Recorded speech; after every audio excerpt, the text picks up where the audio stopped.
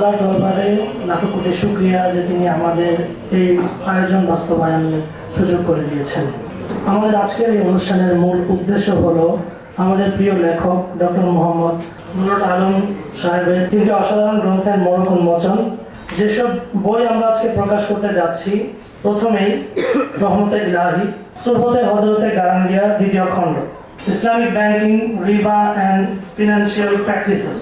أعوذ بالله من الشيطان الرجيم بسم الله الرحمن الرحيم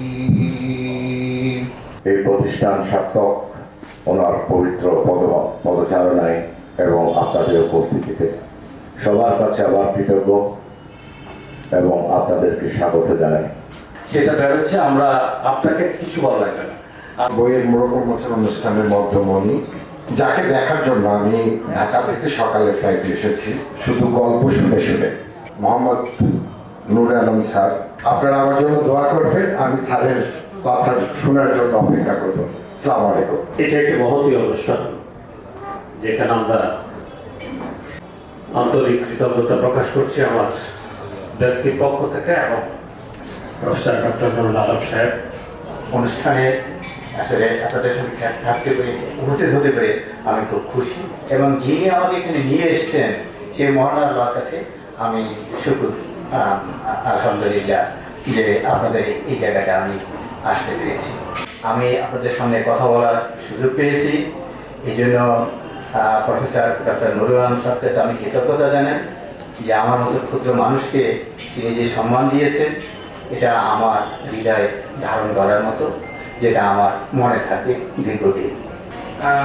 আমি পাবলিশার এবং একে ধন্যবাদ জানাচ্ছি এই বইগুলি পাবলিশ করার জন্য, এবং আমি অথারকে আবার ধন্যবাদ জানাচ্ছি কষ্ট করে ইসলামিক লাইনে বই লেখার জন্য। নাহমাদুহু ওয়া নুসাল্লি আলা রাসূলিহিল কারীম। ইয়া আল্লাহ, ইয়া রাহমান, ইয়া রহিম, ইয়া হুয়াল হাইয়ুল কাইয়্যুম।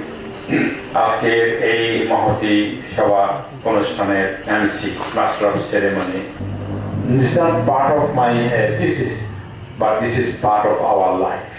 আমি যা পেয়েছি, আমি জীবনে তা কখনো কল্পনাও করিনি। দ্য ফার্স্ট লাইন, আমি যা আছি তা আমি পাইনি। এমন একটা সময় ছিল, আমি সার্বিক প্রচেষ্টা করেছি। আমি আর্থিক অনটনের কারণে আমি দুবাইতে গিয়ে লেবারের কাজ করব।